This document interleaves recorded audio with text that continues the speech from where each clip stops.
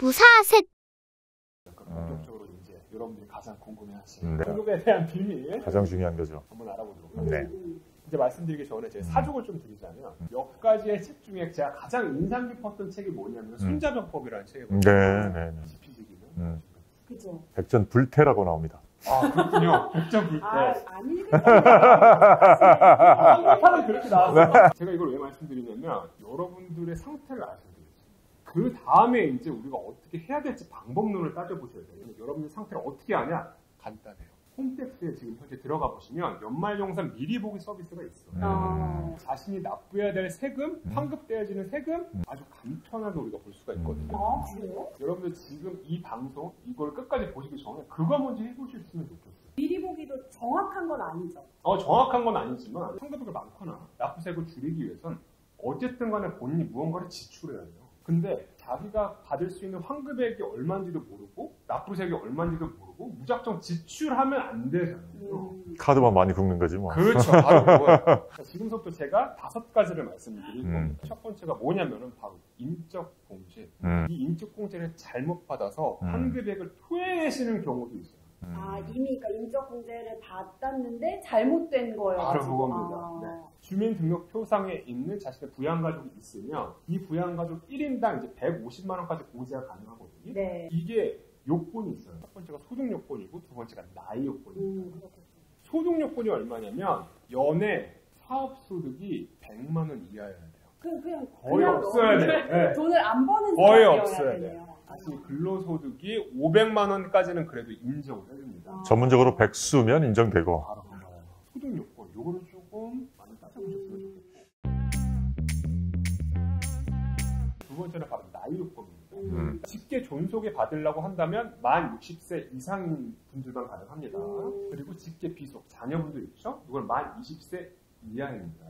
이렇게 물어보시는 분들이 계세요. 아니 내 아들이 이번에 4월 1일 날 생일이어서 만 20세 되면 못 받는 거 아니야? 아니에요. 만 20세가 되기 전에 하루라도 있으면 공제가 가요. 그건 단 좋네. 하루라도. 1월 1일 날이 만약에 생일이에요. 그러면 만이라면 이 1월 1일을 넘어가야겠죠? 1일 있죠? 1월 1일 있죠? 네. 공제타는 되는 거예요. 근데 또 우리가 생각해야 될 게 보통 직계 존속이랑 비속만 생각하세요. 근데 그렇지 않습니다. 형제자매도 가능해요. 만 20세 이하 또는 만 60세 이상이어야 돼요. 장인장모도 가능해요.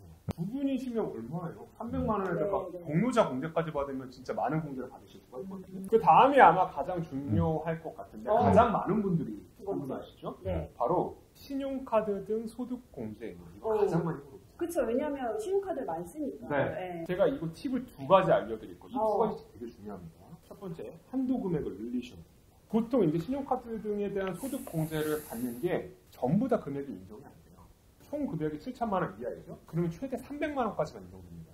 총 금액이 7천만 원을 초과되잖아요. 그럼 250만 원만 공제가 돼요. 이 한도 금액을 늘릴 수가 있어요. 대중교통, 전통시장, 도서 사용 금액이 있으시면 이 금액의 40%만큼 한도 금액이 들어요. 카드사에 전화해가지고 그 사용 한도 늘려주시오. 그거랑 별도 문제구나. 내가 받을 수 있는 공제의 금액을 늘리는 거예요. 물론 이제 한도 금액이 있긴 해요. 그 썼다 손 치더라도. 그리고 질문 하나. 신용카드와 체크카드의 공제세액인지 뭐 소득인지 비율이 조금씩 다 다르던데. 그게 두 번째가 나옵니다. 아, 신용카드 쓰신 금액들에 대해서 15%까지 공제가 됩니다. 근데 현금영수증, 체크카드 30%예요. 야. 2배가 2배네요? 넘어요. 네, 2배가 넘어요. 많은 분들이 이 금액만 보고 그 현금영수증, 체크카드를 많이 써야겠네. 체크카드 하나 만들어야 되나? 그러실 필요가 없어요. 우리는 좀 계획적으로 가야 됩니다. 전략적으로 가야 돼요. 신용카드 등에 대한 소득공제는 전부 다 되는 게 아니라 자신의 총 금액의 25% 이상 사용분에 대해서만 가능해요. 자, 예를 들어 볼게요. 총 금액이 4천만 원이에요. 카드를 500만 원 썼다고 해볼게요. 총 금액이 25%면 얼마죠? 1,000만 원. 1,000만 원이죠. 신용카드 사용 금액이 500만 원이죠? 공유 못 받아요. 25% 이상 되었어야 돼요. 그렇다면 어떻게 우리가 계획을 짜면 되냐면 보통 총 금액의 25%까지는 신용카드를 쓰고 그 이유분에 대해서만 체크카드, 현금영수증. 바로 더 좋은 팁이 뭐냐면 제가 말씀드렸죠. 도서, 대중교통, 영화. 네. 이 사용 금액은 30%가 아니라 40%가 됩니다. 사용 금액을 쓰게 되어진다면 일단 한도 금액도 높아지죠.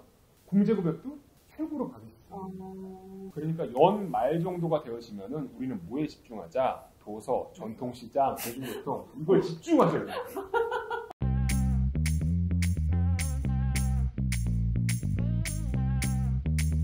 두 번째가 바로 연금계좌 세액공제예요. 연금계좌면 우리가 통상적으로 두 가지를 생각할 수가 있어요. 연금저축, 그다음에 요즘 한참 유행하는 거죠. 개인형 IRP, 퇴직연금. 이 두 가지입니다. 이 두 가지의 납입 금액에 따라 우리가 공제를 받을 수 있는 것. 이게 실제로 굉장히 파워풀합니다.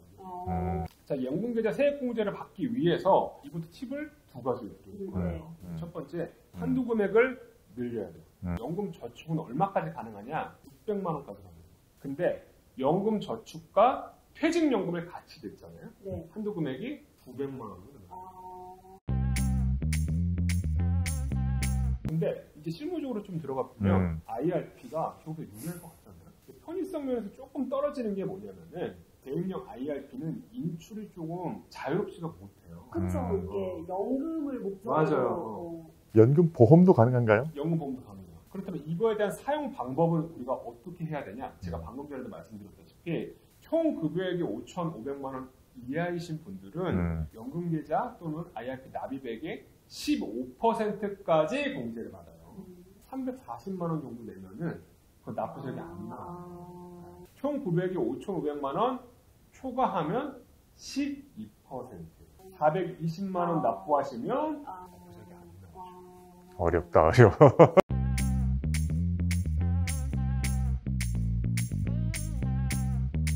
네 번째는 뭐냐? 기부금 공제입니다. 팁을 세 가지를 말씀을 드릴 거예요. 이건 이제 어려운 내용은 없습니다. 첫 번째, 내시는 그 단체를 좀 확인해 보셨으면 좋겠어요.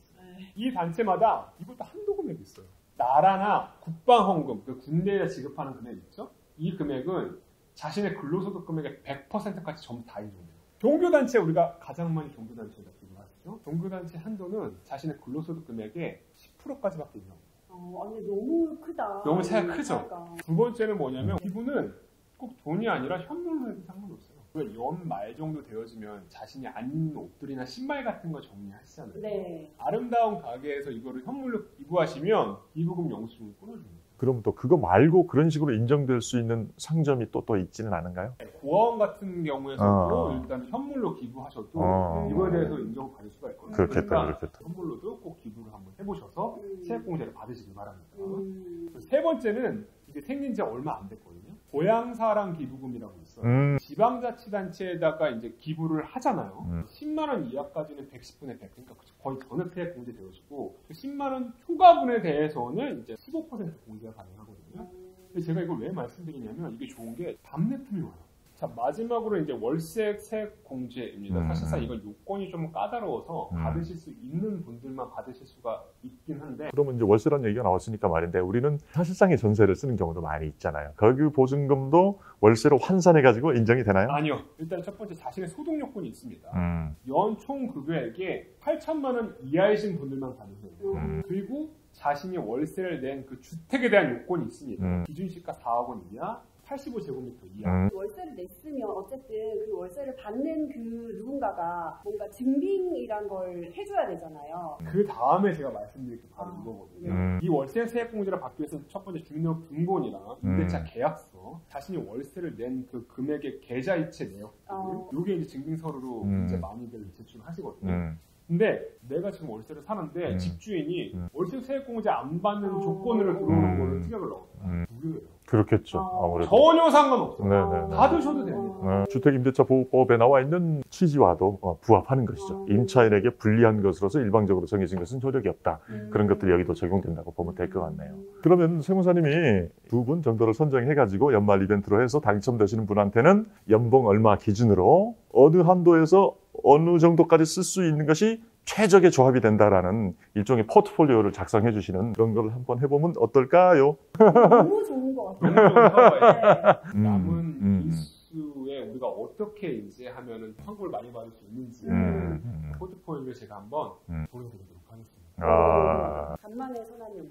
남은 연말을 조금 더 효율적으로 보내셔서 이 세금뿐만 아니라 가족들이나 그다음에 24년도에 보내셨던 모든 일들에 대해 정산을 한 번쯤은 해보시길 바랍니다. 와, 이렇게 멋진 마무리 멘트까지 준비해 오셨네. 오늘 약간 남다르시네. 오늘 그러게요. 잘하시네요. 우리 오늘 진 무사님의 주옥 같은 말씀 잘 들었고요. 자, 그럼 다음 시간에 다시 뵙는 걸로 하겠습니다. 지금까지 법무사 김창선, 농사 아닌지 세무사 전현수. 셋이 모여 무사 셋이었습니다. 무사 셋